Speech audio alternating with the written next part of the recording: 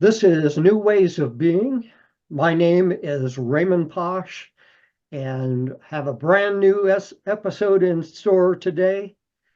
And my guest is Dr. Paul Zeitz, and he has been doing some incredible things. I'm really quite impressed, Paul, by what you've been doing, and welcome to the show, by the way.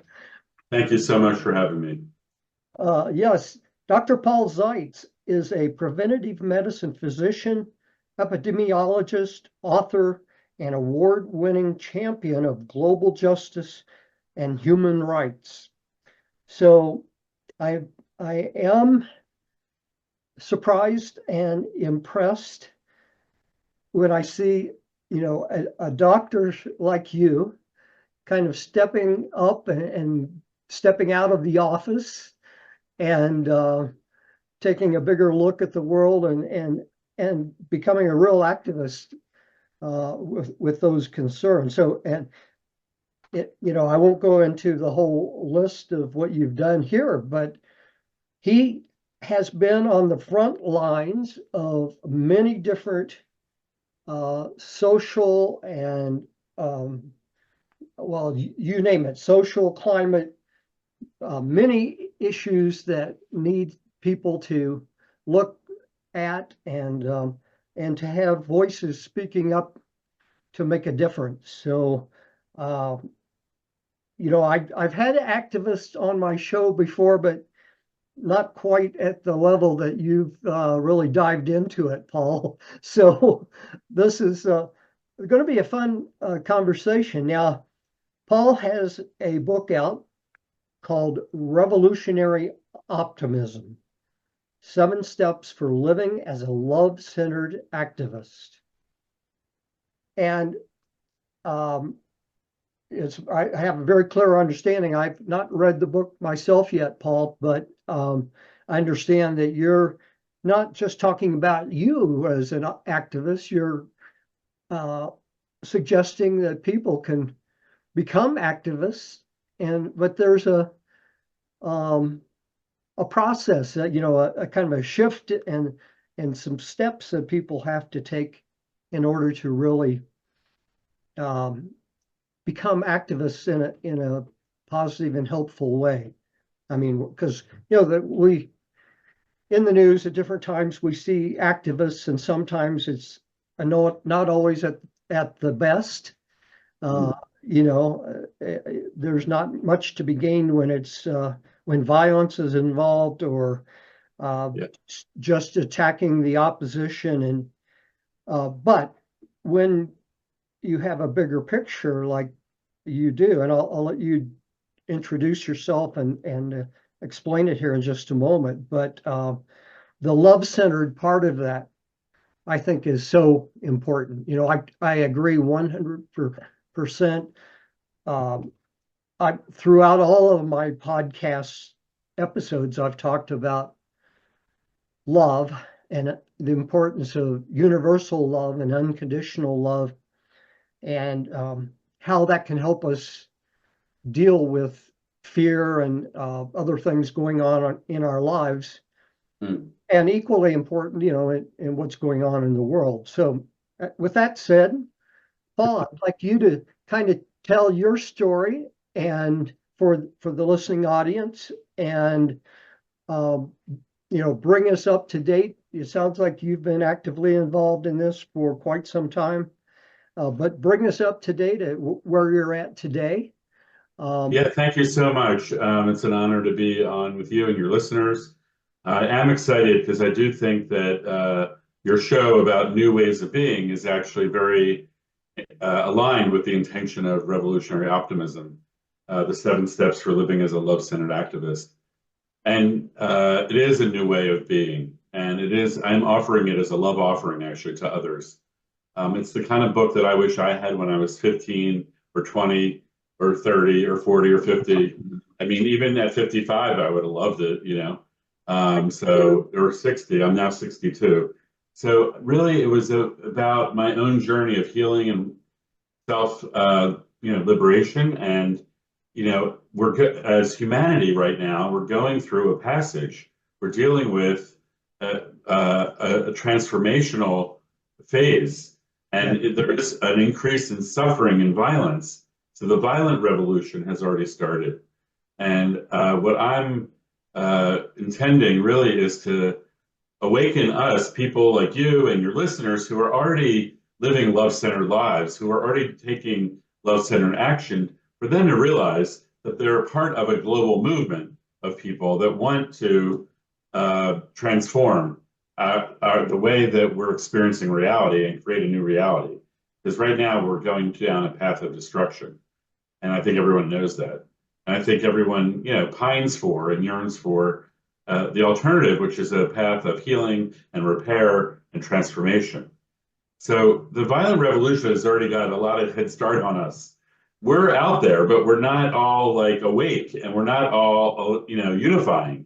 Mm-hmm. And that's what I'm intending. So that's a quick overview. It's really about the path of self-liberation, how that feeds our ability to achieve, actually in real time, our collective liberation. And I think we're blessed to live in this moment where this is possible. And our collective wisdom that's been expanding, and technology and all the good things and all the bad things that are happening right now have actually enabled us to reach this moment of possibility or peril. So I'm going for the possibility. Yes, I vote for that too. Well, thank you for that quick introduction. So let me ask just a few questions though about how, how long ago was it that you really went through such a profound transformation yourself, and that ultimately led you to writing the book, etc.? Yeah, so I published my memoir called Waging Justice for back in 2018. And when I wrote it, I was trying to figure out what had happened in the first 53 years of my life. It was and I had a lot of healing to do because I was an angry advocate, and I was the anger was eating me up. I was very effective in the systems of how things happen, but it was damaging to me, and I'm not sure those methods are the best going forward. So when I wrote my memoir, I realized I've always gone to the places where the suffering is the worst, and somehow I come out of those places and have like a million possible solutions. So I come out of it with this optimism. So when I shared about my memoir, I started telling everyone I had this thing called self-imposed persistent optimism, SIPO. And I discovered it in writing my memoir. And so then over the last several years, it's an ongoing learning. I'm always evolving, and we all are, right? Everything's always changing. And so a few years ago, I decided to offer a love offering of like steps, like my best practices, the book that I wanted to have when I was 15 about self-liberation. The first half of the book is really about how do we self-liberate ourselves. There's this thing I talk about, which is our inner dragon. How do we overcome the control that the inner dragon has on how we lead our lives, and instead lead our lives from our highest love-centered self. Then step 4 is the heart of the book in the middle, and that's really about, it's called peace crafting, and that's about like the space between us right now, this virtual space. Mhm. It's about like any interaction that we're having with another person, either one-on-one or in group, in our family, in our relationships, our work, our world. It works at the organizational level and in movement building as well. So peace crafting is a cycle that I share, a 4-part cycle that is alive within me now. So I'm always like living with this way of being, peace crafting, and I put myself through, it's a challenge. It's hard work. It's not easy. So the last 3 steps, 5, 6, and 7, are about more collective liberation. It's about imagineering and what are our visions, opening up our visions for what do we want our world to look like and be. Like I've been, as more I share about revolutionary optimism, I've been like, hey, I'm not the only one with these amazing visions. Like a lot of people have them. I think actually everyone may have them. and we just are like afraid to share them, and our culture, like kind of shames us from sharing our real visions. But anyway, it's about taking those visions and building movements, get them implemented, manifesting them. That's step 5. Step 6 then is sparking peaceful revolutions. It's about the direct action and the role of everyone in society to participate in peaceful resistance through non-cooperation, through your purchasing power, or supporting the people that are out on the streets. Not everyone has to go out on the street. So there's a lot of love-centered ways of acting to support a peaceful revolution. And then the last step is unifying. And that's about unifying your inner wisdom, your inner intuition.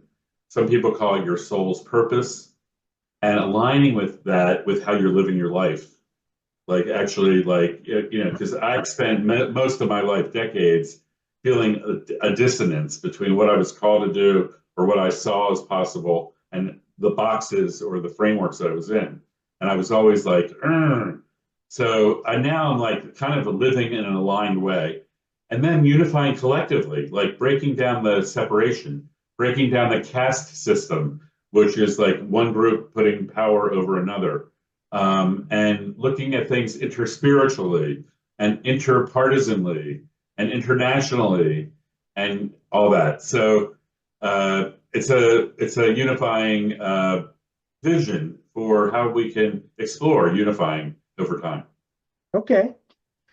Well, so we may dive into some or all of that in greater detail. But thanks for kind of giving us the quick overview of what you dive into in the book. You know, uh, I, the aspect that you focused on there, the love-centered aspect, is so important. And I think, to me, one of the big things that taking a love focus, a love-centered approach does is it helps provide a bigger perspective. At the surface level, it helps us turn away from anger and frustration and dealing with that kind of response, which I think is pretty widespread in the world. People see all this stuff in the news all the time that is the worst side of humanity in many ways. Violence and divisiveness, Yeah. and people can be very frustrated about nothing's happening to change that. And what could I do? What can one person do when there's so much of all of that in the world? And one of my answers would be, well, it has to start with you as an individual turning away from all of the negative focus and the fear and the anger, and moving in a way that can be positive, and turning to love within yourself. I've argued, actually, I learned it from other people, like Marianne Williamson in her book about love, and many others, say that we need to respond to all of the negatives in the world by love. And so I'm very impressed that you take that approach. A lot of people, talk about they kind of take a practical worldview approach, and ignore the aspects that we have to do some self-development work too. Exactly. Yeah, actually, the first step is self-care and cultivating self-love. I had my inner dragon that operated very strongly in me for decades, telling me that I was worthless, that what I was doing had no effect, and all this kind of stuff. And so, taming our inner dragon and understanding that it is only it's actually spewing non-truth because if every action that we do counts, and if we see ourselves as interconnected with everyone and not alone, then it's like we can just be living our lives like with a sense of we can breathe and be relaxed a little bit about it. Because yeah, the reality is like I don't watch news most of the time. I mean, I just turn that off. Right. You have I'm the same. I don't watch violence. I don't watch violent movies. I rarely watch violent movies or TV shows. I mean, I have slipped, but I try not to seed my brain with violence, and both in entertainment especially. And I do think that technology holidays are something that I do as well, because we all get addicted to these scrolling information flows. It's overwhelming, and it's triggering. It automatically triggers you. So in the book, in step 2 on self-liberation, I talk about, the inner dragon and managing your triggers. And like I'm 100% responsible for managing my triggers. And I'm triggered by everything, everyone, all the time. So it's a lot of management I have to do, the world, makes it that, so it's like it's work to get into mastering your triggers. And it allows you not to like live into yourself as your highest self, and it's readily accessible for everyone. That's what I'm so excited about. All these, the book has a lot of practices, and it has stories and wisdom and some RXs, I call them, like prescriptions or practices.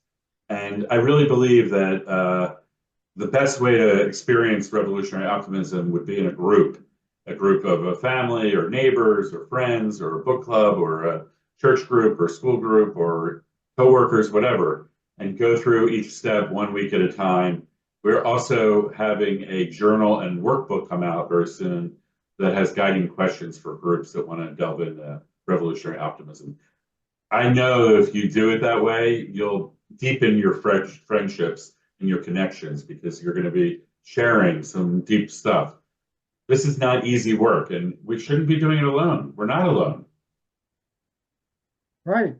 Hey, in terms of, I'd like to back up here just a little bit before we get deeper into what you talk about in the book. But just for context, are you still a doctor, an active doctor as well?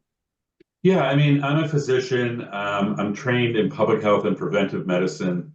I have focused on public policy, and then I became an expert, if you will, on advocacy, campaigning, and movement building. So I am very involved in a lot of different movements right now. I really learned, I had the biggest success of a movement that I was part of was the global AIDS movement, which was a movement where millions of Africans were dying unnecessarily when there were life-saving drugs available in the global north and Europe and Japan, and they weren't available in sub-Saharan Africa. And so there was an international solidarity movement from people in Africa asking for international solidarity. So many of us responded, and I was very active in that. And we raised billions of dollars, and collectively that movement has saved over 40 million lives. So, and we proved the point that if you have a technology available in one part of the world, you can, if you want, create pathways and systems so that it's equitably available as fast as possible. So that's the vision that we have, that we can make equitably distribute advances that can save lives and can improve the quality of life for people. We can do a lot better than we're doing now to do that kind of thing. Yeah, So yeah, that's one thing I did. I work on climate emergency. I'm working on our democracy in the United States. I'm working on a range of topics for our healing and repair. have you been able to get your message in front of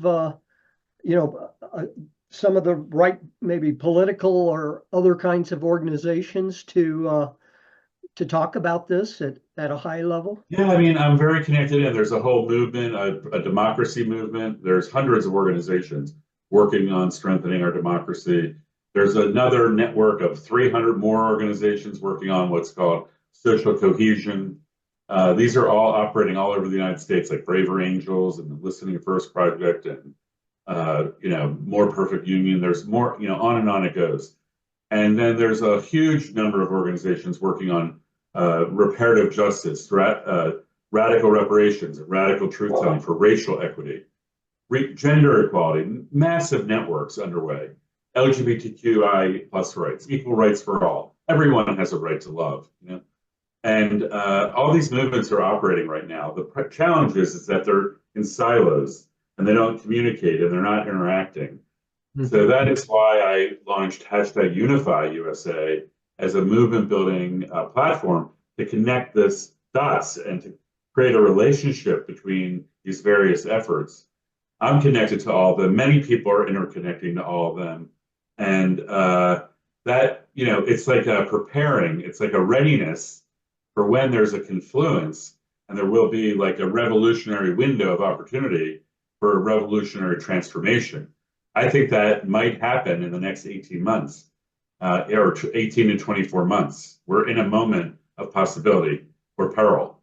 You know, we have a lot of risks coming up. So I wrote this book really to help people make sense of what's going on right now, to help, like it helped me with my despair and anxiety and my sense of hopelessness. You know, I used to go in my bed and just pull the covers over my head and say, I'm done. I can't do anything. You know, that made me more anxious. You know, so I created revolutionary optimism for me. It is working on me, and I should warn you, it is contagious. Others that are exposed to it, it can spread very rapidly, and there's no cure and there's no vaccine. So once you become a revolutionary optimist, it's hard to stop. Yeah, that's good. That's good. I totally. Well, I should warn you though before you know. And by the way, you know, one of the organizations that I'm involved with and have been for years is Humanities Team, and I don't know if you're aware of them, but you know, what they're focusing on right now is helping people focus on changing their level of consciousness, how, you know, becoming more conscious and living more consciously, because that's such a key part of this whole big thing about talking about big change. People still have to become conscious of, you know, their not just what's going on in the world, but their place in the world, and you know, we all in some ways participate in the problems, you know. Part of that is by not taking a different kind of stance, but taking a different stance means being more conscious of what kind of stance you want to take. Yeah, absolutely. So, step two, I talked about self-liberation and taming the inner dragon, mainly because the inner dragon keeps us small. It keeps us focused. We're in like fight or flight mode. We're like making sure we're safe. We're like an old reptile. We're like a little dragon, you know, like just like making sure we're safe. So once you liberate yourself from that, I totally agree. And step three is exactly what you said. Did you write my book? I mean, you're like right on it. Because step three is unified consciousness. And I felt like you do that it was extremely important to really include that as a full step so that people understood, first of all, that we can access unity consciousness, or I call it unified consciousness. People do experience it. They may not label it that way. Like when you're in nature, sometimes you have nature mysticism, or when you have a funeral or a birth in your family, you have this like sense of interconnectedness that is like a different mind state. Or sports, you can get runner's high and you feel this like interconnectedness. Or people do drugs and other things like that and they feel it. Or religion, you know, prayer and meditation and chanting, all those things. So first you learn that you can access it, then you can learn you can, you know, it's like going to the gym, you can work it, you can like develop a skill to access it more easily and more readily. And then the fun part is then you can deploy it when you need it. So like you can like have like you can choose to deploy it. Like, and I share a story in the book where I was at the March for Palestine in the center of Washington, D.C. It was 500,000 people. It was way larger than people expected. I had a bit of a fear response, and I got scared for a minute, and I just closed my eyes and I did a hallelujah chant. I did a practice that's in the book in step 3, and I calmed myself down and I opened my eyes and I went, oh my God, this is the most beautiful diversity of people. And look at them speaking their truth. And it was hard for me to hear some of their truth. And I didn't agree with all of their truth, you know. But on the other hand, it was like a beautiful testimony to the freedom of speech, that in the heart of Washington, D.C., this community could speak their truth. And I was honored to be part of it and to witness it, and to be part of the Palestinian liberation movement as well. And you know, I am, you know, it's an extraordinary moment in history that we're witnessing, actually. Yes. Well, I think you're right. I mean, on strictly the kind of the spiritual community out there, and there's of course very large community around the world of people focusing on spirituality in different ways. Mhm. But they, pardon me, they, you know, sometimes you can get so wrapped up in your own narrow view of what the problem is and what the solution might be. But Yeah. you know, everybody else has different perspectives. So having the bigger perspective is always a good thing. Now you did, you know, something jumped out at me in the uh, information that you provided about the book, and that is you use the term, well, you share the impact of how love-centered communication can change things. Yeah, so say a few words about love-centered communication. I hadn't thought of that particular phrase or that particular focus, but it's a good one. Yeah, thank you. Yeah, I mean, the fundamental outcome of the book is, you know, putting love at the center of everything. So that includes speech and thought and, you know, what actions you take. But from the perspective of speech, it's very important, right?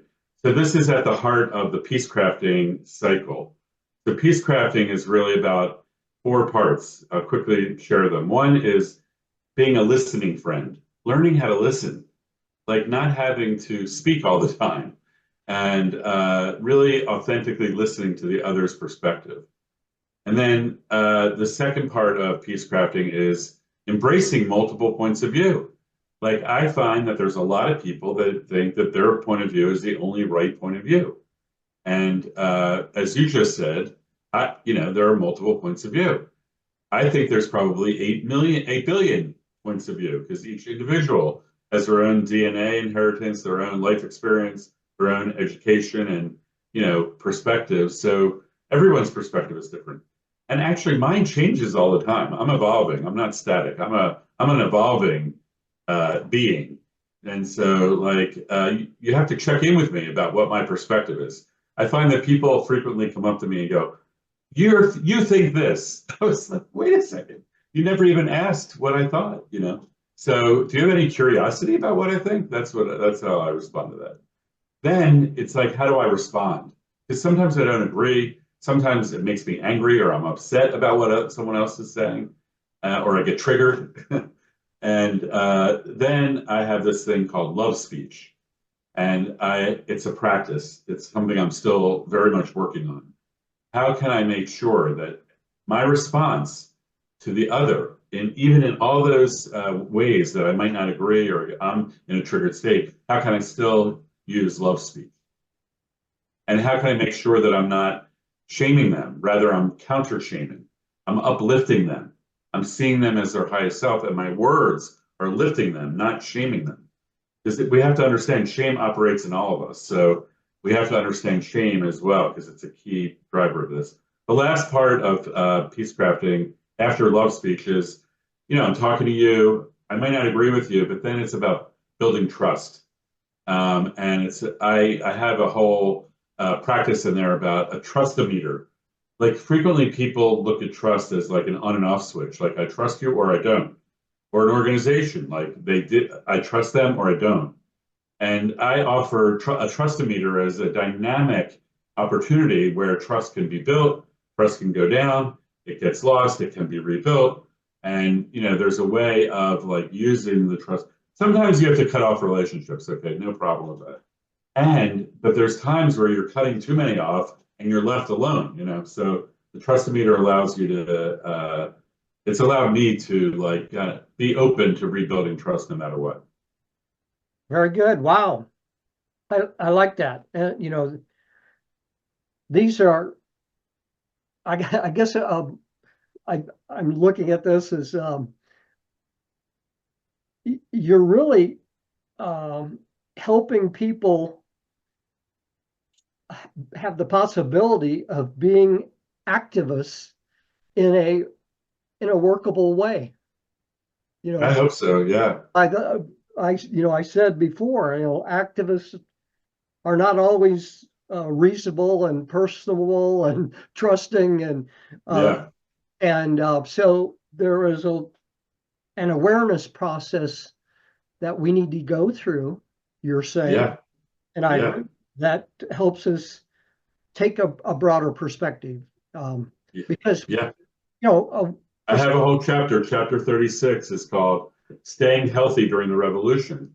It's about self-care as being the number one priority. And it talks to you about if you notice certain behaviors in other people that are kind of off or unhealthy, you have to and that can happen when you're doing direct action or protests or whatever, or revolutionary phases like we're in now. Yeah, it attracts a lot of challenging dynamics. So you have to get support and you have to really know where your limits are too. And I'm not going to work with toxic people. I'm going to choose not to, work or be around certain kinds of behaviors. So I help people really set those healthy boundaries. Okay, so for the audience, I want to you ran through the 7 steps that you talk about in your book very quickly, and I'd like to go back through them just briefly. And you just were emphasizing one particular step called peace crafting, but let's back up just to step 1, because I want to ask a few questions about this. And you call it's go time, and you say it's about going beyond any personal paralysis and taking the steps to put love into action from day one. So, as I said before, when people look at the situation in the world, it's so big. My assessment, for example, would be we've developed all of the systems that are in the world, systems of government and communication, news, all of that, politics, based on some things that aren't very workable in the world. Part of that is that I talk about fairly often is our thinking is based on separation. We believe at a very deep level that me is separate from every other person, and therefore I have to look out for myself, and therefore I have fears of what other people are going to do. And if we could only find ways of seeing ourselves as one or as a unity at some level, then we can begin to change it. So, and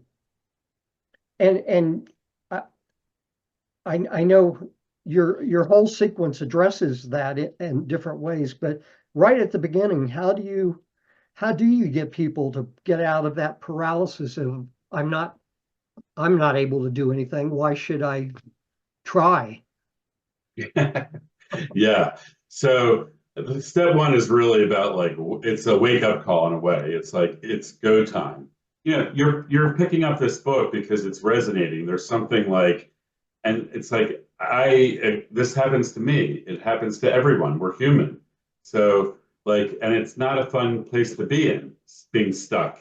And so I hope that people actually have their hands on the book they're recognizing that there's something that they want, that it's attracting to them. So it's really about, it's go time, waking up. And like I do it in the morning. It's go time. I like roll up, it's go time, when I don't really want to get out of bed sometimes. And it's about being in gratitude also, like reminding oneself about like, wow, I'm alive. How did I even get here? And I start off in the book really about, waking up and asking the question, how can I serve today? And that's like a practice. So how can I serve myself? How do I take care of my emotional, my body, my personal well-being? How can I serve my wife or my family or people in my network? Is there anyone that needs my support? How can I serve them? And then my community, and then the world. So I think that's a common, an important like way of like, and if you're in a mode of serving yourself or others, then you have like a purpose, and then you'll lift yourself out of bed. Good. I also like to have a practice in step one, which I think is really powerful for me.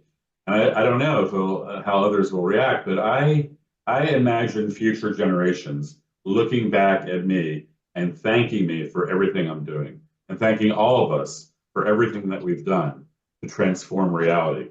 So I have a granddaughter, and she's one. So I imagine her at 80 years old in 2100, or 70-year-old in 2090, or 60-year-old in 2080, or 50 years old in 2070. I expect to be gone by all those times. And so I'm doing this imagination of her at all as she's living her life, and the world became livable and peaceful, and we figured out how to deal with these crises, and we made it as humanity, basically. And she's going to go, wow, thank you, my ancestors. Thank you, Paul, and thank you, everyone. This is not about me. This is we. This is about a big we moment, revolutionary change that we're on the cusp of over the next 18 months or 24 months is really about all of us choosing to rise, mobilize, every action counts. And we can create the world that we've been pining and yearning for. I believe we have to do it now, or it's going to be too late. I agree. I agree. And so I like what you said, and that's an interesting practice. Imagine future generations. I Mhm. did something it's along those lines, but different. And I spend a lot of time envisioning heaven on earth. If we changed the world to be what we would like it to be, Mhm. uh, at a big, deep level, what would that look like? And Right, right. yeah, so, um, but yeah, I love what you've said. Let's go Yeah, on. the other thing about step one, just the last part of it, which is maybe the most important part, is that I have a whole section in there, short section about making commitments. Because I have found when I'm committed to something, whatever that is, when I say, I, Paul, am committed to dot, dot, dot, then I'm more able to be courageous and optimistic.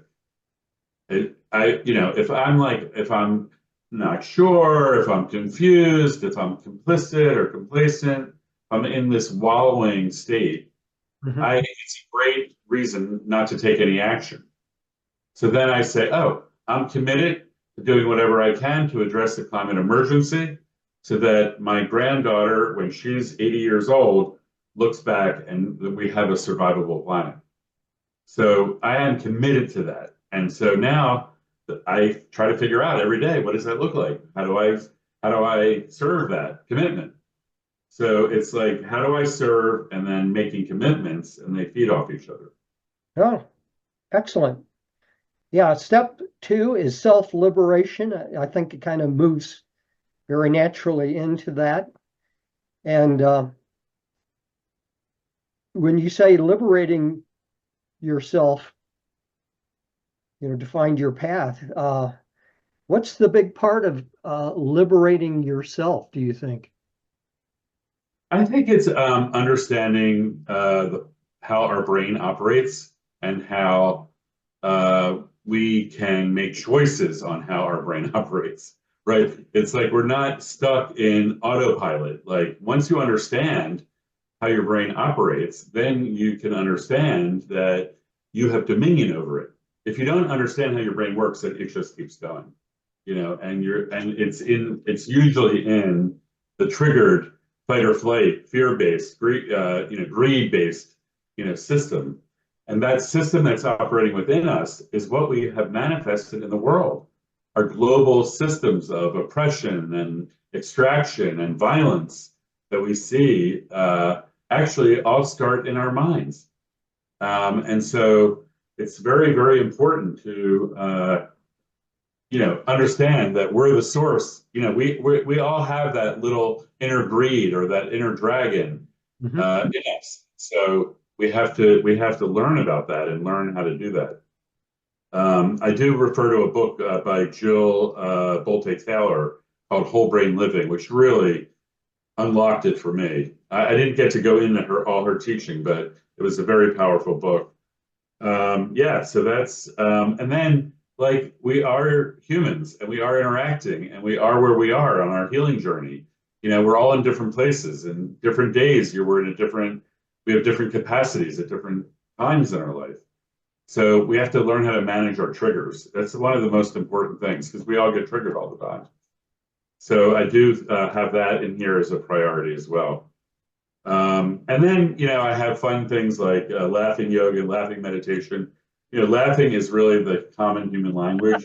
And I'm a trained laughing yoga instructor. And so I've brought laughing yoga into my own life and into my family life. And I brought it into my work life, a little bit less, but it's an important way to just it releases you from your inner dragon the quickest way.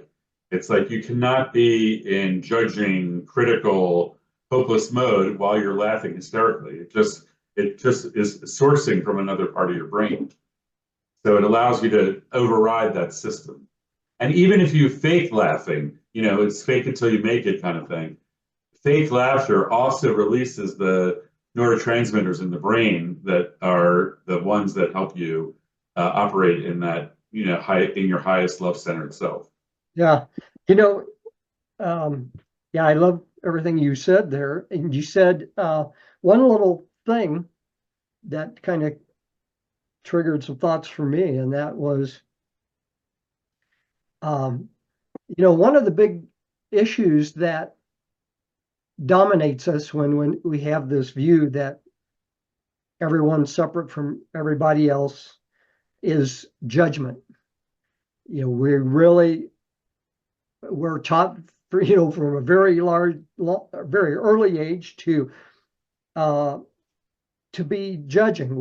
We judge everything in lots of different ways. We judge people. We judge what they do. We judge a lot of people judge themselves pretty harshly, in terms of no love and I can't do anything right, etc. But the judging thing, which probably goes into your step 3 in part 2, because the one big thing that I've learned about new ways of being is that we really have to make a very serious shift in that process to stop judging.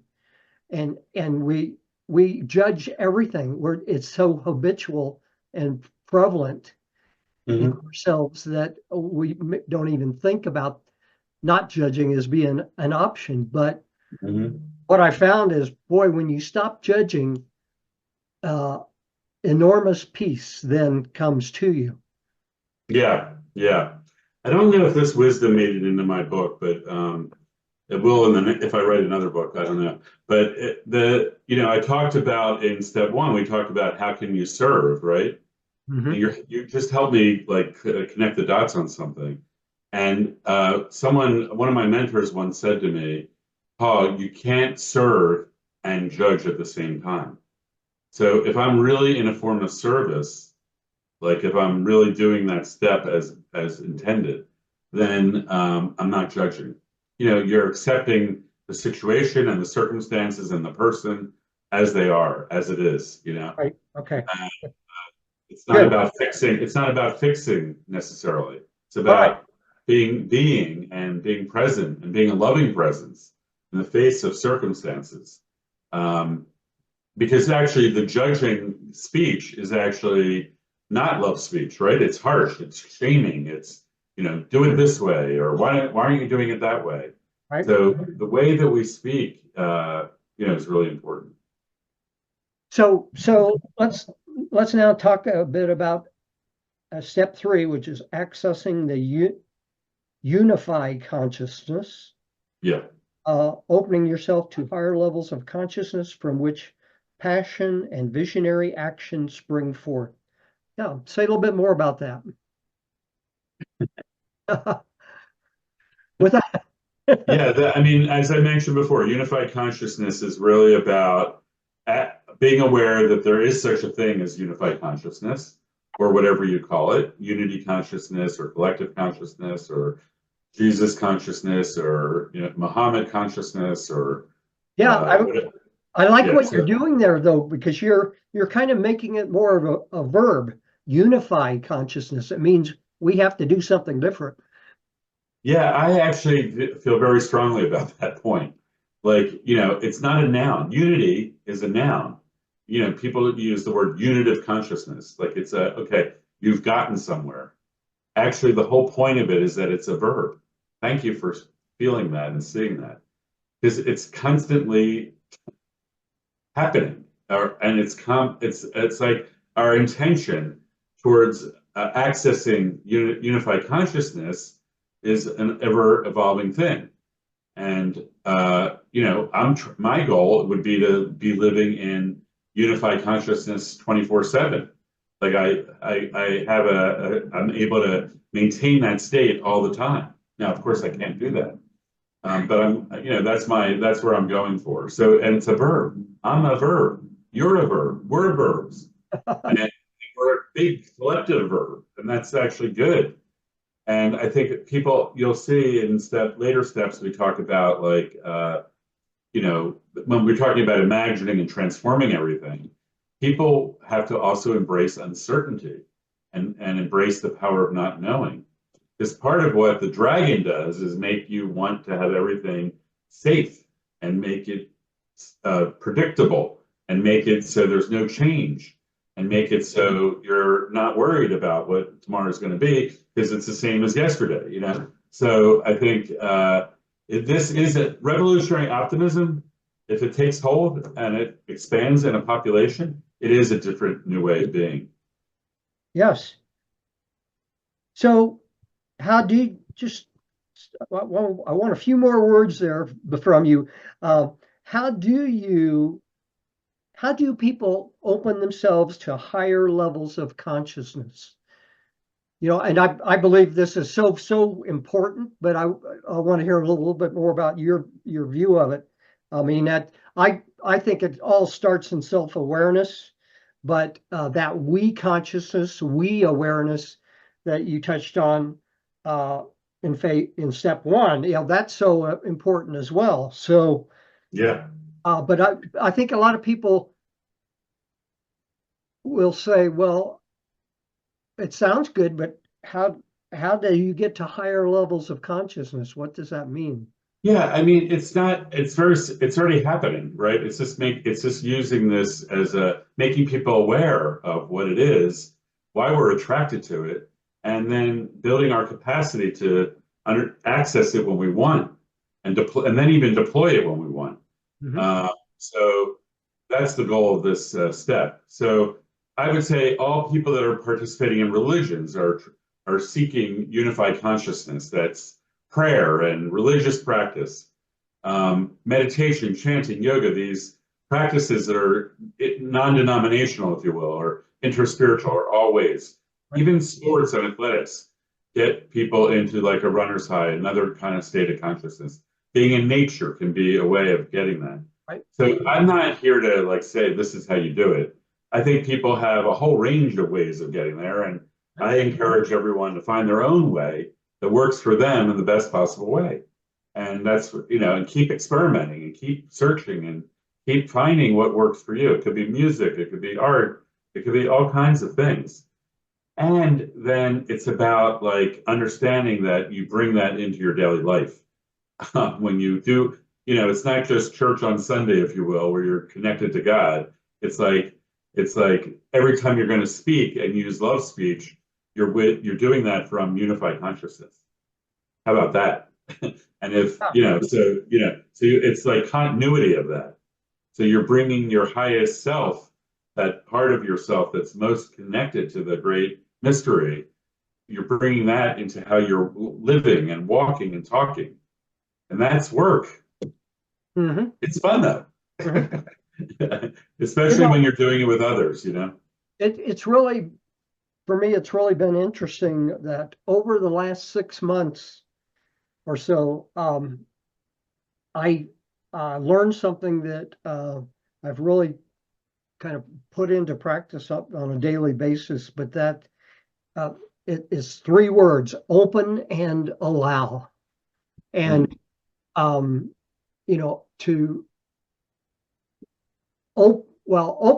open, that part of it, is definitely key in terms of seeing the world in new ways and embracing other perspectives and so on. But open and allow has a lot to do with what some people would call surrender. But it's opening and allowing new possibilities. Yeah. In yourself, in particular, But Yeah. it also, and we really haven't shifted in that focus, but for those that believe in a higher power, it's opening and allowing that what I would call higher consciousness in the universe to work through us, and open and allow ourselves to receive guidance from something bigger. Yeah, no, I think that's exactly right. And it's about receptivity. It's like what you're saying. It's the same thing, open and allow. For the way I experience that is like I have to generate myself as receptive. I have to work at my receptivity. And sometimes that means I have to give up my plan, and I have to give up knowing, and I have to embrace uncertainty. Mm-hmm. And I just went on a pilgrimage last week, actually, to Israel, Palestine, and I didn't have a plan. I mean, I knew where I was going to stay, and I started making plans, but I just kept making possibilities, signing up for this or reaching out to this one, and then whatever happened, happened. And it just was it was so magical. It was because there was it was like an intent of, I'm here to just be in the flow and be transformed, and magic happened. So it's what you're saying. Thank you. I captured that one. Open and allow, and it's a different way of being for Mm-hmm. sure. Yes. All right. Step 4 is peace crafting, and we've already spent some time on that. You walked through four different parts of that you recommend and talk about. So that's good.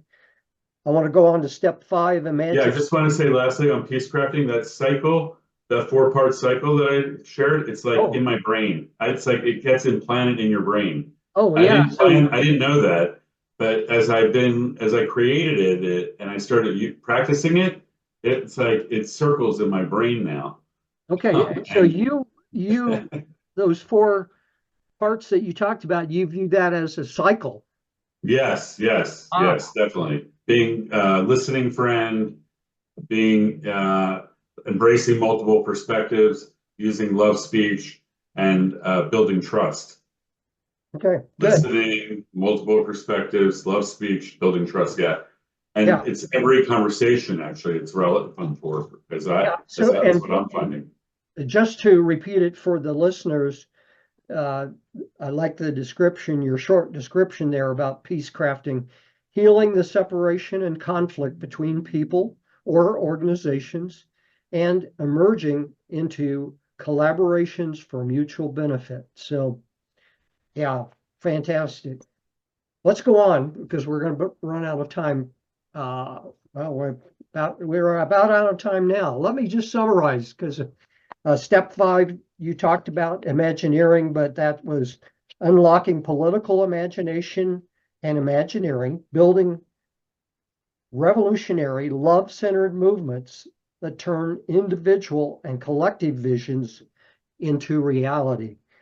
So Yes. to me, the key piece of that is to have individual and collective visions. And everybody can have their own vision. Getting to a collective vision, that takes more work. Yeah, it is work, but I think, like, for example, it's not as hard as people think. Like, okay, we have a climate emergency, and I think we can quickly agree that we want to ensure that the planet is inhabitable by future generations. Like, I think we can get rapid agreement on that, and we can get rapid agreement on everything that we've been doing so far under this current system that's over here that we turn the volume off of because it gives us a headache. We can do better. We can transform how we're handling the climate emergency. So I don't know. I'm a revolutionary optimist. I believe Yes. these things can't take forever. We don't have 10, 20 years to figure this out. We already know what to do. So this is why it's go time. Yeah. Step 6, sparking peaceful revolutions. What you were just saying leads right Yeah. into this. So Yeah. that revolutionary optimism is so important. And the power to make as you said, essential and practical tools that turn passion into action and power to make a revolutionary transformation a reality. And so good. I'm going to have to get the book so I can see what those practical tools are. Yeah. All right, Yeah, step step 6 is very practical. It really is nuts and bolts about, direct action, peaceful resistance, non-cooperation, and it's accessible for everyone. And that's what it's going to take for us to achieve a vision of love-centered social, economic, and political systems, which I think is imminently possible if the we wants to do it.